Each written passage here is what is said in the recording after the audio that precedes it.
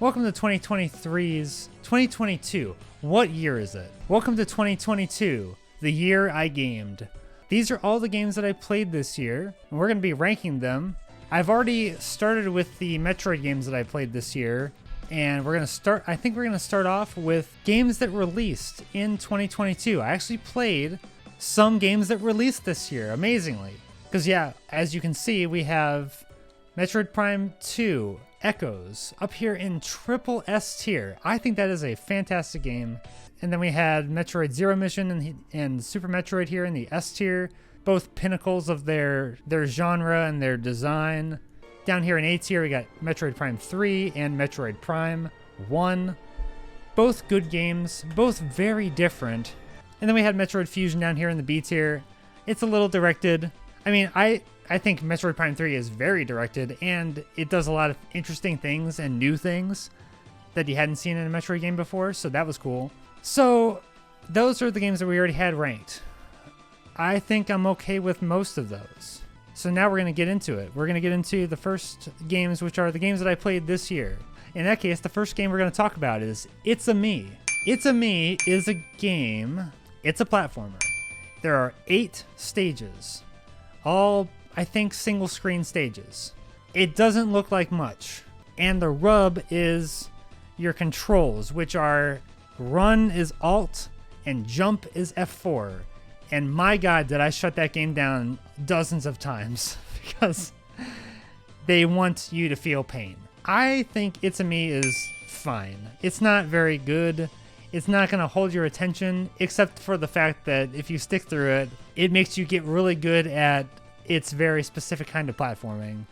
I'm going to throw it down here in D tier. It's not a game I would recommend, but it's a game. Oh, what a banger we got here. Kirby and the Forgotten Land. Oh my God. This game is so good. This is one of the many games that I went past the main story, and I actually 100% completed this game. They did a bang-up job with this game. Translating Kirby's moves and how Kirby behaves and the gameplay of Kirby into a 3D space. They did it. You know, it's stage-based. They've got a lot of cool enemies and bosses, and the way they do bosses is, it's not unlike the tight controls or like boss designs of Dark Souls and Bloodborns and whatnot. Like, it makes you really work for some of those bosses, and I really enjoy Kirby and the Forgotten Land. The music was great. One of the best games of the year. I would say it's a complete package. I mean, it's either here or here. I don't know. It's like, I would say I 100%ed it. I don't do that with a lot of games. It was a little bit of a grind, but I had fun the entire way. The end game content kind of remixes all the levels and makes you look for different things, and I think it was a great game. I'm gonna put it up here for now. Certainly a game that will stand the test of time. Next up is Beanie. Okay, so I paid $1 for Beanie. It's a game. Beanie is definitely a game as well. It's a tier up from It's a Me, I think. It's got nice art, nice music. It's very simplistic. Gotta be B tier for Beanie. Yeah, right. The map screen, the aesthetic, it's all modeled after Donkey Kong Country. And that is where the comparisons stop, because it is a very simple vertical scrolling shaft that you climb up platforms, and that's the whole game. It's not much of anything. It's like a tie-in to a different game that the same developer made. I've probably said already too much about Beanie. I'm gonna throw it in C tier. It's fine. Okay, so that's Beanie. Ooh, the Stanley Parable Ultra Deluxe. It's Ultra Deluxe. It's not just Deluxe. It's Ultra Deluxe. If you haven't played the Stanley Parable, it's great. It's a very funny meta commentary on video game design and how it makes players behave. Trivial, kind of menial stuff that you do in video games, and they make it funny and they make it goofy, and it's all about the narration. They added a lot of new stuff. I don't want to say too much more about it because, like, you don't want to spoil a lot about this game, but I would say it's definitely in the A tier. I would say definitely worth playing. Let's leave it up here for now. Yeah, I would check out Stanley Parable Ultra Deluxe if you're looking for something different. Oh, The Looker. The Looker is also a game. It's free. It's on Steam. It's a game that immediately appealed to me because of the direct comparisons it has to The Witness. What it is a parody of The Witness. I enjoyed it probably because I love The Witness so much. If you are also a The Witness enjoyer, you will enjoy The Looker. I would say it's not for everyone. I'm gonna just leave it down here, and I would play it before Beanie. I would play it after Metroid Fusion. It's got a lot of funny jokes that are good if you like The Witness. And it's such a niche, but it appealed to me. Definitely did. Okay, next up. And there it is. Live A Live. Oh my god, what did they do with this? How did they make this game? In 1994 is unlike any RPG that I've ever experienced. All the stories are great, the music is so good. Every character is interesting in a certain way. Not every chapter or timeline is fun, like super fun to play. The combat's, good. I enjoyed all the scenarios that they provided and the way it ties everything up. So many great stories and ideas that I've never seen in an RPG before or since then. I would say it's definitely up in the S tier. Like, it's great. It is so good. It might not be like everyone's cup of tea, and it's a little disjointed. You have 7 different stories and you can play them in any order, and they all tie together in a certain way that I won't go into. I want to put it up here in S tier. It's so good. I think it was like a 25 to 30 hour game for me. The only thing holding these games back is that they're slightly older, I guess, but I would say Live A Live, great time. I mean, Metroid Zero Mission, obviously a great game, very succinct. Live A Live has a lot of succinct stories, and there's so many of them. If you're tired of traditional RPGs, I would say give Live A Live a try. Okay, next up, Patrick's Parabox. This is a very seemingly simple game where you are a box, and you are in a box, and you can push boxes. And sometimes you can push boxes into other boxes. The twist here is that there is usually, if you can see here, there's usually a box. This box right here, this box is the box that is here, which is the box that is in, it has levels, right? So like you can go into the box and you'll come out at a different spot. Like if you go into that little box here, you'll end up right here because look, you're right here. Your guy is right here, but he's also right here, but he's also down there in the tiny box. So it plays with all of that, and I enjoyed it. I did not get like to all the challenge screens or there's a lot of content in there. I finished all the main content, and it still broke my brain. It does some wild stuff. So Patrick's Parabox, where is that? I would say, yeah, I really enjoyed Patrick's Parabox. Yeah, for me, I think this is a very good game. I'm going to say high B tier. They did so much with the idea of boxes and pushing boxes into other boxes. For me, who is a very big puzzle game enjoyer and got scared off by Baba Is You, I enjoyed this. Okay, let's, now we're going even further into it because there's another box right there. Okay, next up from this year, let's see here. Oh man, Pokemon Legends Arceus.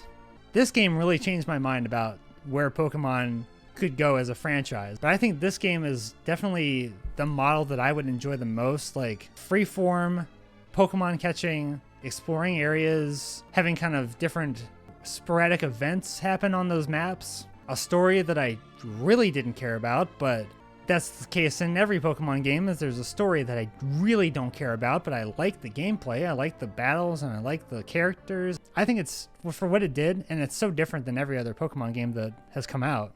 Yeah, I would say a very good game. I'll put it up here in A tier. How about that? I'd like to see more games in that series do what Arceus did.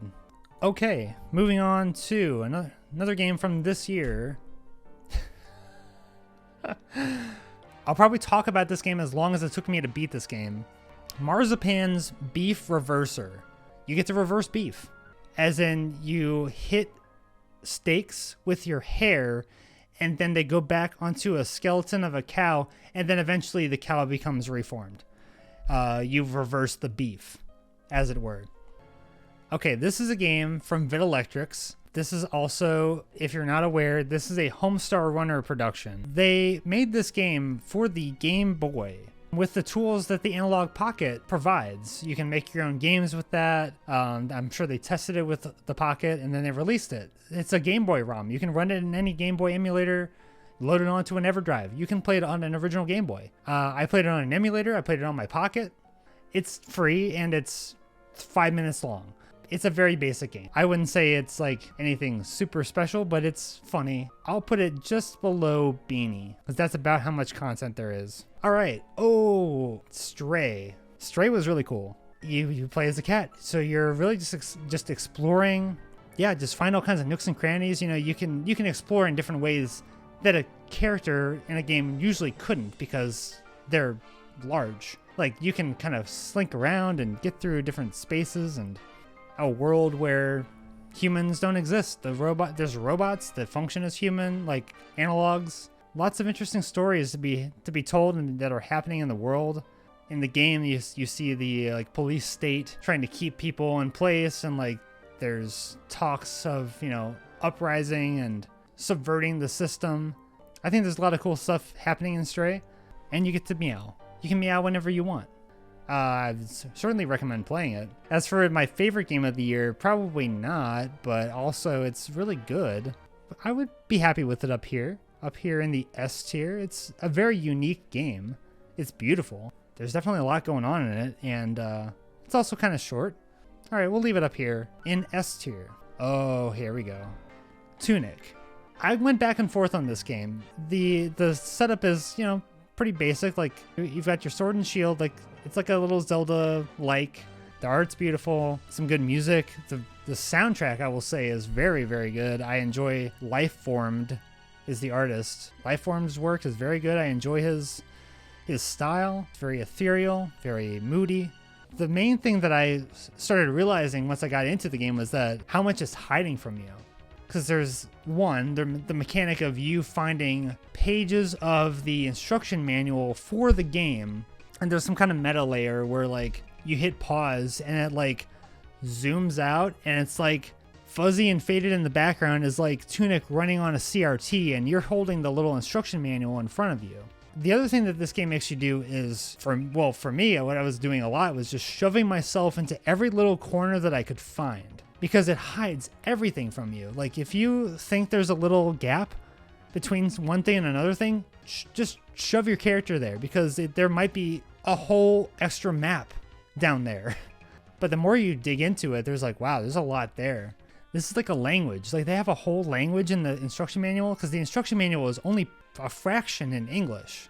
There's, I think, a way to decipher it, and all kinds of secrets are hidden in there. That's where the true ending lies, is completing that instruction booklet and finding the secret mystery and like the hidden message in that instruction manual. It's really cool. The combat is serviceable, but it's not like super finely tuned. I would say, yeah, Tunic's probably down here in the very good A tier. It's a very good game. Okay, that I think brings us to the end of the games that released in 2022. And so now for the games that came out before 2022. And you know, what the hell? Let's just start with this one. Stranger of Paradise, Final Fantasy Origin, a game that I haven't fully finished yet, but we are very close. Now, I didn't know that I was going to be into this game. I really enjoy this game. For the most part, I've been playing it with 3 human players. It seems like it's kind of differently balanced. If you're playing it by yourself, it's a little bit different of a challenge. The AI, the computer players don't really do the same job. I think it would be a lot bigger of a deal to finish this game by yourself, because you would really have to work at all the systems that it has in there. It's an RPG, but it's like there's so much loot that you find. What this game does well is, what I've enjoyed is that it allows you to have all the different kinds of specs and like classes at your disposal, and you can flip them out and trade them out anytime you want. So you can be a mage, you can be a thief, you can be an assassin, you can be a samurai, you can be a warrior, you can be a paladin, you can be whatever. 2 whole different move sets or like skill sets at your disposal at any one time. You have 2 that you can flip back and forth. I don't know. I mean, it's definitely up here. I haven't seen a game like this, like with this amount of depth. But it's more like just volume. I don't know if it's deep, but it's like it's got a lot of volume. Oh yeah, the dialogue. I mean, not exactly compelling, often funny, and probably not for a good reason. Lines like, I don't give a who you are. Like, Jack is just amazingly tone deaf. I'm interested in what's happening with the story, but I wouldn't say like it's top tier writing. What is Jack doing here? Why is he in this world? Who are the strangers? Where did they come from? And I don't have a huge history with Final Fantasy, so what I'm getting with this game is that it's kind of just like a greatest hits of all the stuff from the classic games that you remember and kind of reimagining that content. Doesn't resonate with me because I don't have that history. I'm going to leave it here in the A tier. It's a good game. I'm really enjoying it. Time Splitters Future Perfect. Another game that I was surprised by. I don't have a lot of experience with the Time Splitters franchise. I took a chance on this game. I played it, I think, on a stream, and I've had a great time with this game. It's not just generic, you see the same assets and all the stuff over and over. Like, every time you travel to a different time, you see all different things and characters and enemies and weapons, and the dialogue is usually pretty funny. I don't know, the jokes don't always land for me. I think it's aware of itself enough to be funny, and like it knows it's goofy, and I like that about it. The gunplay was good. I enjoyed it. It's nice to have like a real twin stick FPS where it uses both sticks like you would expect in that time, like on the GameCube. And the only issues I ran into were like the design is from almost 2 decades ago, so it's, oh, I need this weapon, but like I didn't pick the weapon up. It didn't like show me where that was. I missed it. Aside from like weird things like that, it's got cat racing, which there is also a YouTube video up on my channel right now that showcases the cat racing. There's things in this game that are very surprising, and it has so many different modes. You can play this game, I think, in 4-player split screen, cooperative, competitive, arcade modes. I'd say I definitely had a good time with it. It's funny, Metroid Prime is getting shoved down here. I'm not happy about that. Let's put Time Splitters here and Metroid Prime probably back up here. The Legend of Zelda Link's Awakening DX. I learned the 80% no wrong warp speed run for this game. That was a challenge. Definitely did a few runs and didn't do super well, but the game itself, still enjoy very much. One of my favorite games of all time. And I will say it's not perfect. The progression gets a little weird. Like, why do you have to take dog food to a crocodile who will give you some bananas? Like, what? I would definitely recommend playing the remake on Switch. Yeah, I would say low S tier. That's good. Ooh, Control. Oh my god. Wow. Remedy did it again. I really enjoyed what they did here with Control. A third-person action game. Lots of shooting. You have psychic powers and telekinesis, and I mean, you can fly. I would definitely go back and play on higher difficulties. I played all the way through the end of the DLC content. It kind of ties in with Alan Wake. It's a lot of fun. Like, the gunplay is great. The movements. If you have a good PC, you can run it on, ray tracing. It looks great. I think Control is easily up here with all of these great games. S tier. These streams where I gotta talk for like 2 hours straight is, ooh. Ico. Yeah. I did play the remake of Shadow of the Colossus, and we'll talk about that later, but I did get to this after that. Went back and played the version of Ico that's on the PS3. It's in widescreen. You see a little bit more of the environment. Yeah, I did enjoy Ico. I mean, I wouldn't say it's like, it does a lot of things right, and it does a lot of things strangely. But the controls are just kind of, it's freeform. It's like freeform movement. You really have to be careful with how you move, and that does get you into trouble sometimes. I would say Ico is definitely one to play. Yeah, I'm thinking right around here. I mean, I would probably play Tunic again before this. Some of the puzzles are a little confusing. The camera is not super great. Guiding Yorda, like if you watch my playthrough on YouTube, it's, I will bring her up a ladder.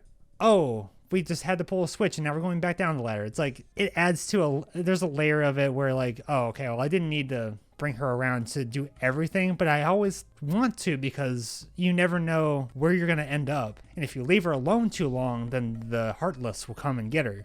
So you have to always be wary of that. And like, sometimes I would want to go check out an area, but I didn't know how to get her to that area. And that's part of the puzzling, is you have to know how to get you and her to the next area. the end of the game of Eco, yeah, when I was freed up and she got taken by someone and I have to find my way back to her. That was nice because I just got to do all the puzzle platforming and not have to think about, oh, wait, do I need to get back to where I was? Like, I think, yeah, it's a good game. Had fun with it. Some things held it back, but oh, baby. I did not know I needed to play this game, but I'm so glad I did. Big up to Cool Hand Skywalker for getting me a physical copy of Super Castlevania 4. I had played the NES games, not gotten very far. I think I know what I'm doing in a platforming game. And when you play a Castlevania game, it's all about being careful, excessively careful, because the knockback can send you into a pit. So you got to be very careful. In this game, it has some of that too, but you also have way more control over your whip, the items you have. There's some sticking points for sure, like tricky areas. And oh man, the Dracula fight was, I mean, once I figured out my strat, which was diagonal whips, but I really enjoyed the music and the art of the game was great. I wouldn't say it's like the toppest tier of, I mean, it's really good. I would say it's certainly up here. And now that I'm thinking about it, I might move Stranger of Paradise a little bit further down. All right, what's next? Oh my goodness. Mother 3. It's funny because like I may have known one other person that has played this game to completion. I bought this game years ago, got stuck in the first area and didn't know what I was doing wrong. Turns out you just gotta grind a little bit in most areas to get somewhere. I finally did that, got past the first chapter of the game. It is just sad. You lose a parent the first chapter and you go to their grave and it's like, this is sad. In terms of the gameplay and what else is in this game, I really, really enjoyed what they did with Mother 3. Yeah, like I was saying, yeah, if you want to try Earthbound, you'll have a good time. It's funny, it's goofy, it's a straightforward story. You gather your party, they come from all parts of the world, you join up, and you defeat this big threat. Mother 3, you're always kind of haunted by other characters and other elements of the story. It's got funny stuff too. It's got a bunch of boxes where you open them and it'll fart. There's lots of gags like that. Or like you play as a monkey for a chapter. Like, it's funny, it's goofy. But there's another layer to this game where it's like, there's more to it. I'm glad this is the music we've got now because it's really, really kind of, it doesn't cheer you up all the time. Like there's a lot of times where like, oh, that's really sad. I had never played this game before. I love Earthbound. Part of the story is that you're living in a village where you're kind of untouched by modern technology. I think there's some kind of other background layer of the story where like there was some cataclysmic event that you survived on this island, but you don't have any recollection of that event. You kind of just have this and that's all you know. All of a sudden someone comes in and says, hey, we want to make something of this town. We want to bring in new things, new features, new technologies to make your life better. It'll make your life better. Here, have this Happy Box, which is a TV. All of a sudden, after a few years, everyone has Happy Boxes and things are different. There's like an unsettling kind of, we had something special and then now it's kind of getting eroded by this weird technology, this other force. If you don't get a chance to play it, you know, it's totally understandable, but I think it's certainly one of the best games that I've played in a long time.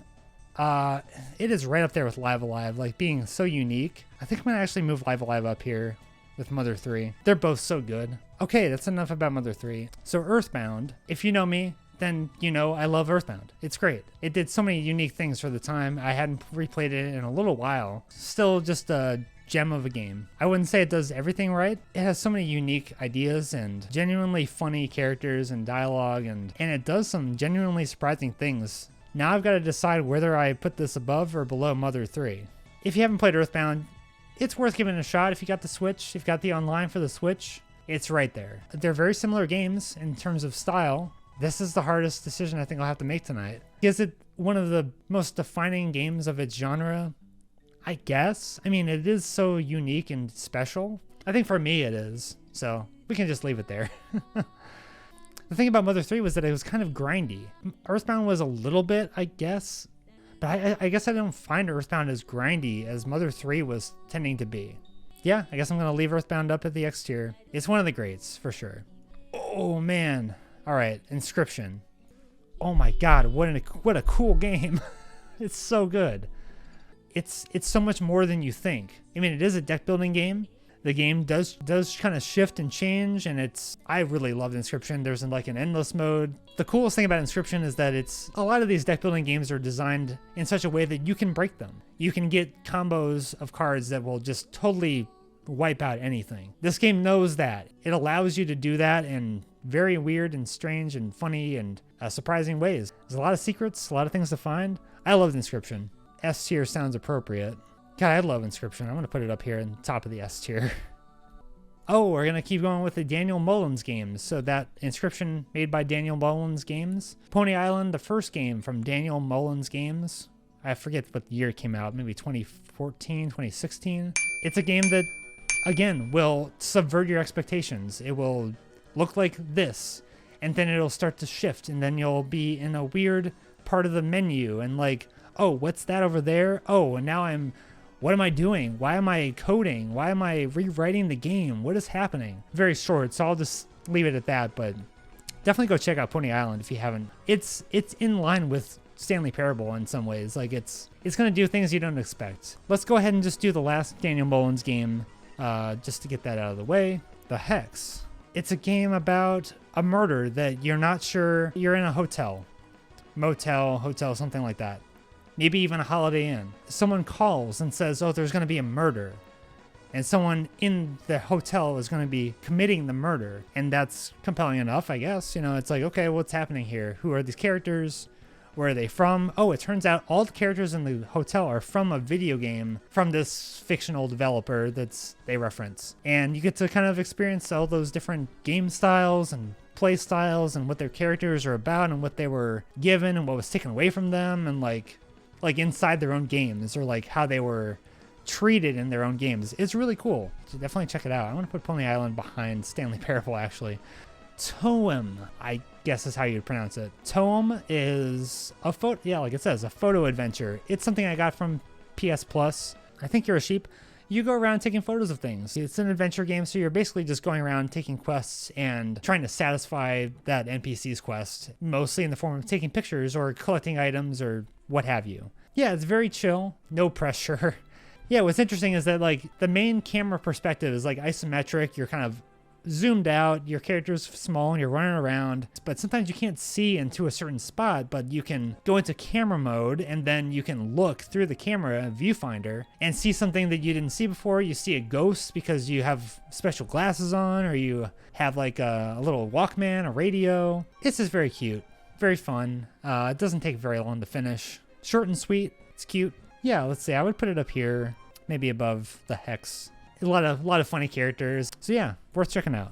We can talk about The Ascent. It's I think up to a 4-player cooperative. It's like a twin stick shooter. So you have like a class or like a skill set, and you have different abilities and you can modify those. It's a cyberpunk setting. So you have all kinds of mods and like body augments and weaponry, different weapons, different armor. It's a kind of an RPG light. The one thing I want to highlight about the Ascent is just like look at a screenshot. Look at a screenshot of the Arcology. So it's like an entire city that's underground / indoor. But the amount of detail in the world is like mind-blowing. It is unbelievable. Like I can't even describe how much detail there is in the world. Like there are NPCs everywhere. There are little placards and scenes and vignettes, everything. I mean, this game is kind of scaled back and top, like isometric, kind of like Tome, but the art style is the complete opposite. It's hyper detailed, hyper realistic, so much detail crammed into every single scene, and you could just walk right by it. It's fun, and I don't know if it's like, there's a lot of good voice acting, and like the story is pretty interesting. You like play for a corporation that's like trying to, subvert other corporations and reclaim their place at the top, the Ascent. Actually the Ascent is the name of one of the corporations. Yeah, I mean, for the amount of time I spent with it, it was fun. I would put it up here in the middle of A tier. I see a bunch of Game Boy games here, so let's talk about those. This says something different. I think it might be a different region.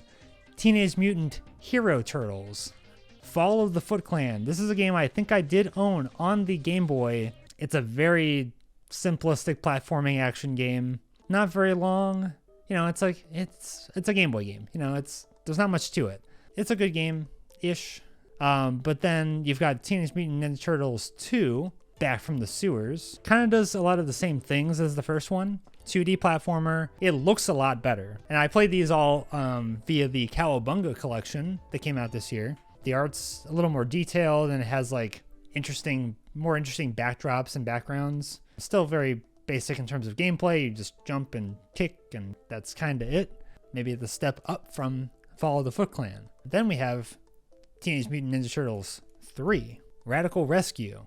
2D platforming action game. However, with the third game here, they took the whole thing and made it a Metroidvania. Non-linear, there's a map screen, you explore, you start as one turtle and you rescue the other ones. You rescue the other characters, you get to play as those characters, they have different abilities, so you can unlock different new areas with their different abilities. So this game really actually takes it to a different level. Like you actually have to use the different characters and use their abilities to progress and overcome different enemies or challenges and obstacles. Yeah, it's actually quite a different experience. So I would put this maybe low B tier, but definitely a step above from these two. Let's hit some of these easy ones. Cuphead, known quantity, very good game. I played it again, partially with Cool Hand Skywalker, partially on my own because I played the new DLC, which came out this year. Finally, I really enjoyed the DLC.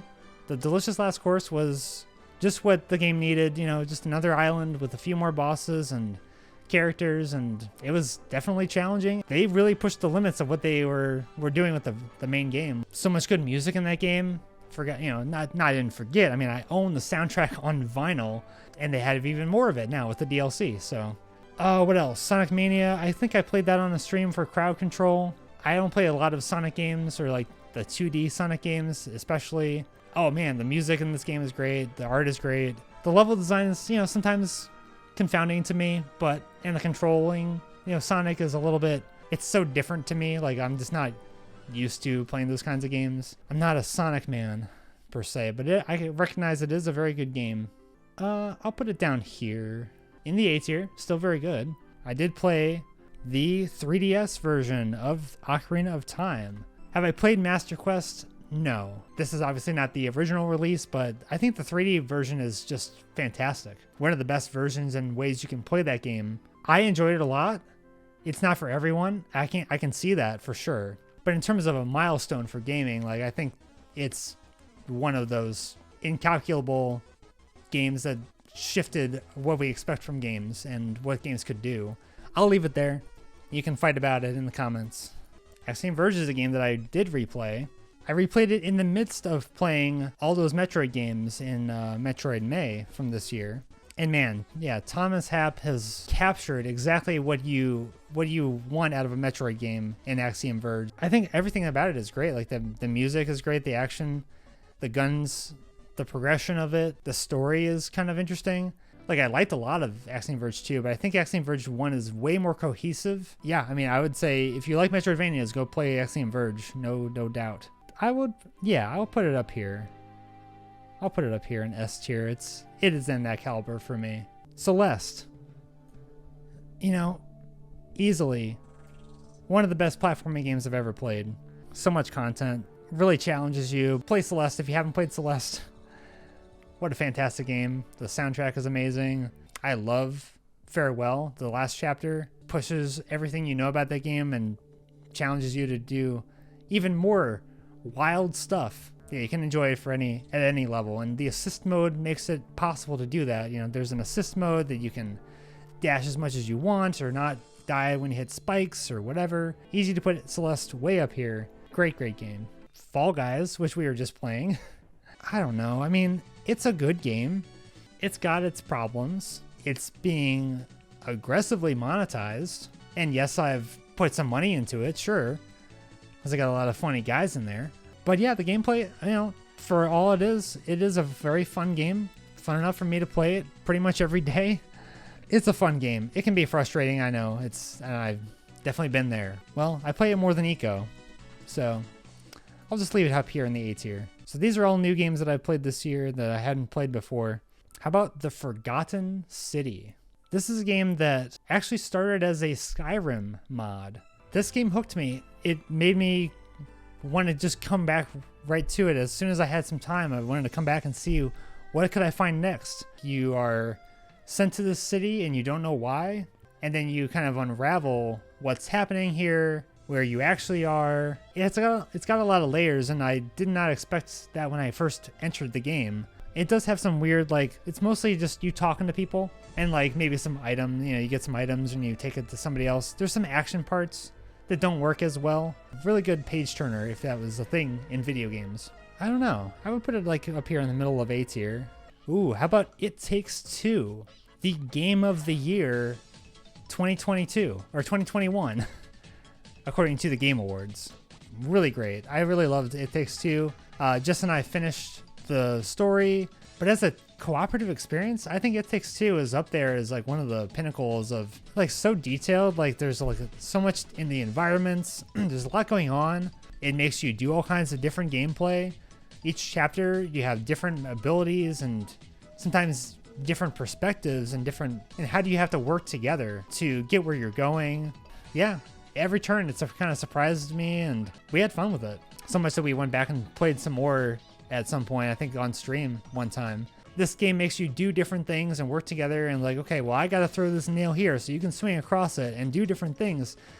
You're working together, but not doing the same things all the time. There's a couple that's getting divorced and they have to tell their child that they're getting a divorce. It's a good time, and not for the people involved in the game. It is a level of game that I had not seen previously, like a cooperative experience that is that highly polished. I'm happy to put it up here in Triple S. Like it's really one of the great games. Horizon Zero Dawn. I really enjoyed Horizon. Played Horizon Zero Dawn on my computer. It was so nice to just be able to aim super easily with the mouse, being that precise with the bow. I knew it was in the future, but it's like once you dig in and like, you learn more about the backstory and like how this world came to be. I think it's a really interesting extrapolation of like where we are right now and how things could unfold if certain things went awry. And it's a lot of fun. Like the gameplay is great. I enjoy the sliding around and shooting dinos, and I did get trucked a few times, by some big boys, but sometimes had to cheat a little bit or like had to kind of cheese some stuff, but not very often. A lot of cool abilities and upgrades and stuff. There's a lot of tools at your disposal for sure. Using a trap on you're using the trap arrows on tougher robots.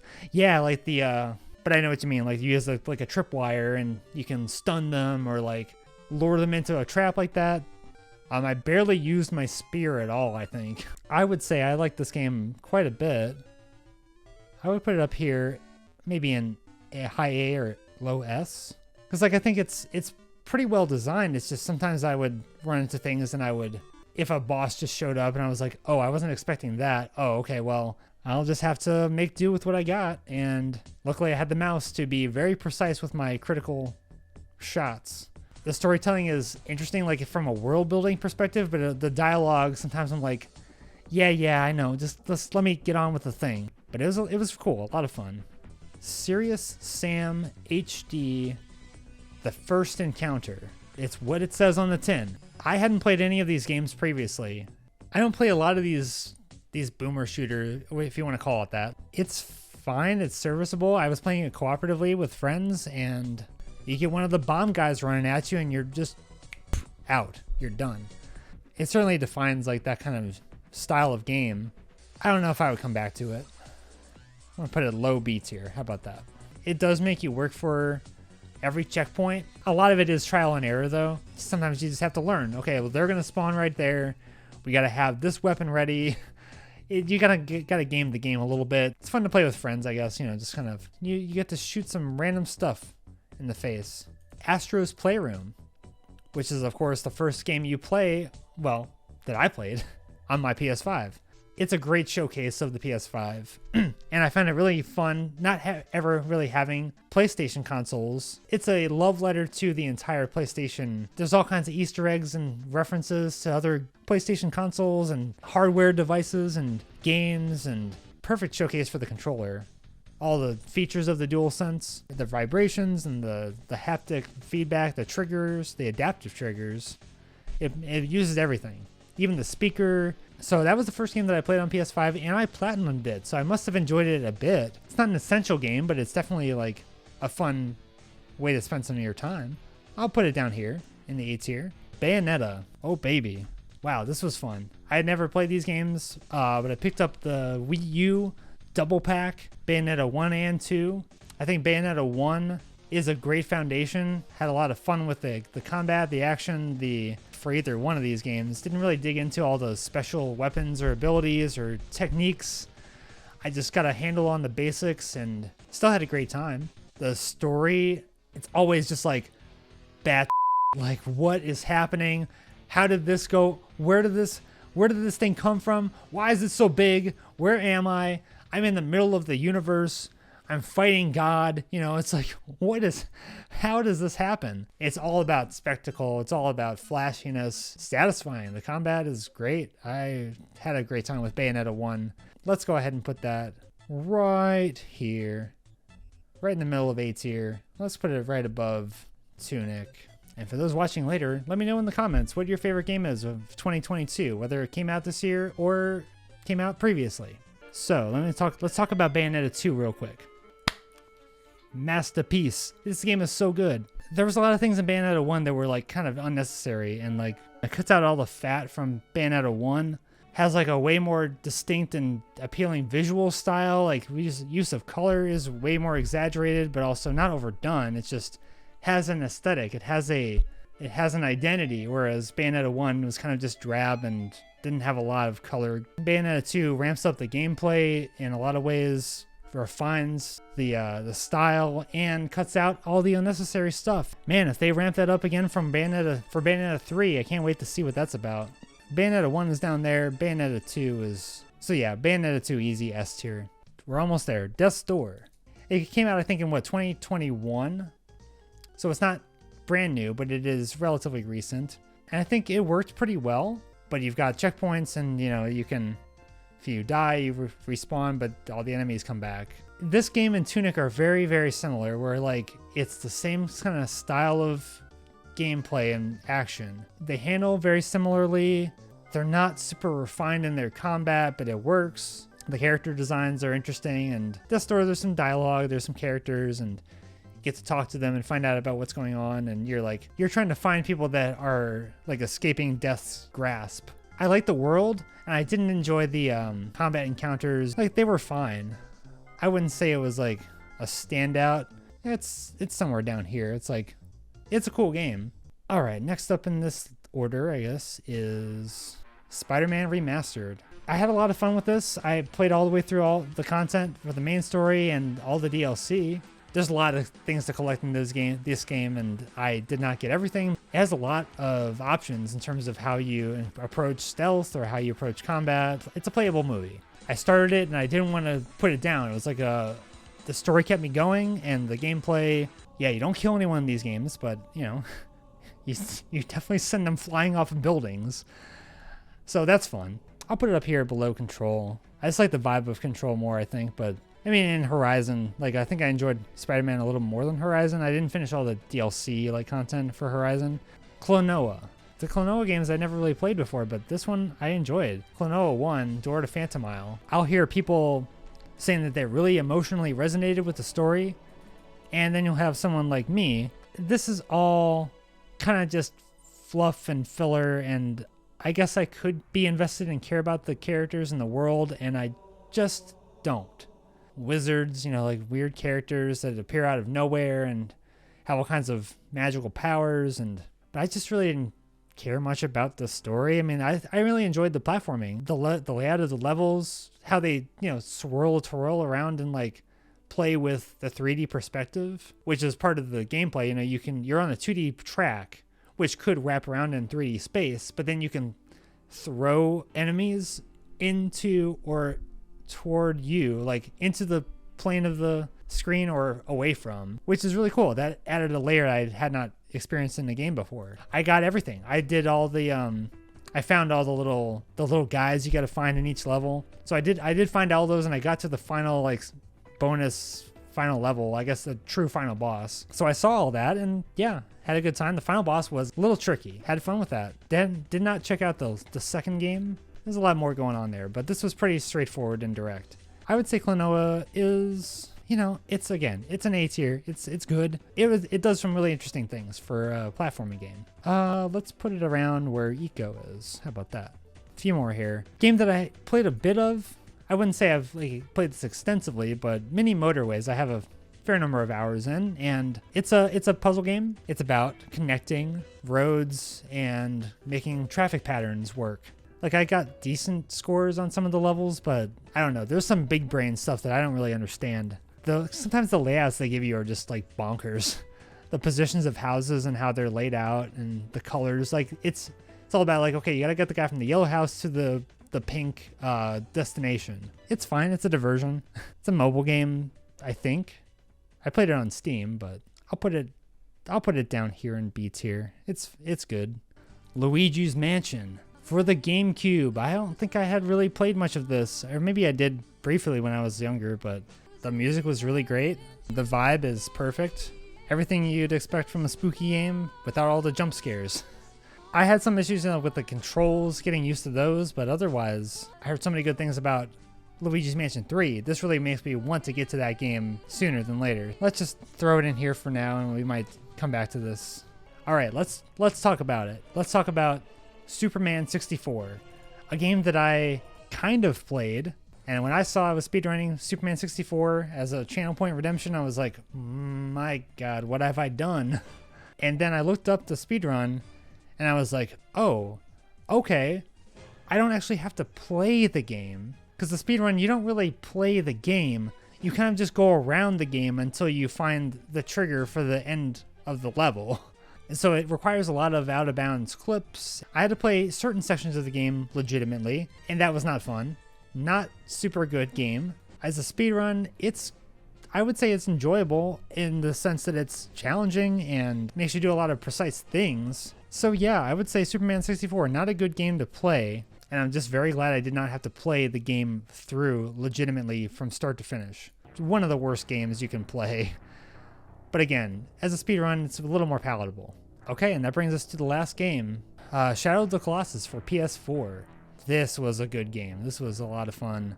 I think just the design of the game is incredible. Like, you know what you have to do. You follow the light. I had some trouble finding some of the spots in some places. Like, you know, all you have to go on usually is the sword and where the light is pointing.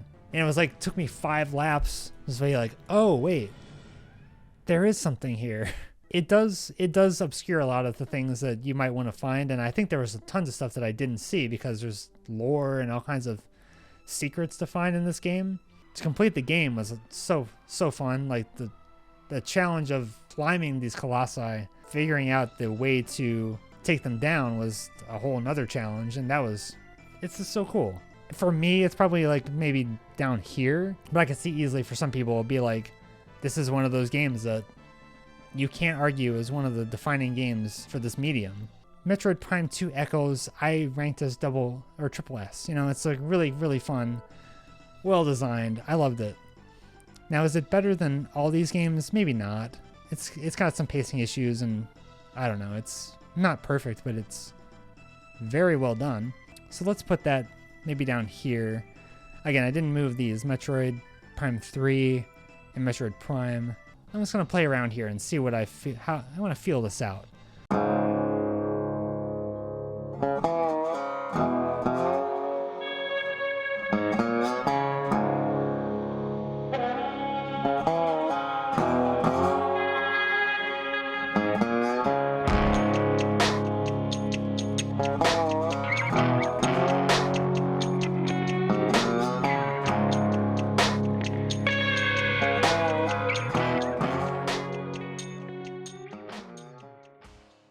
What a year.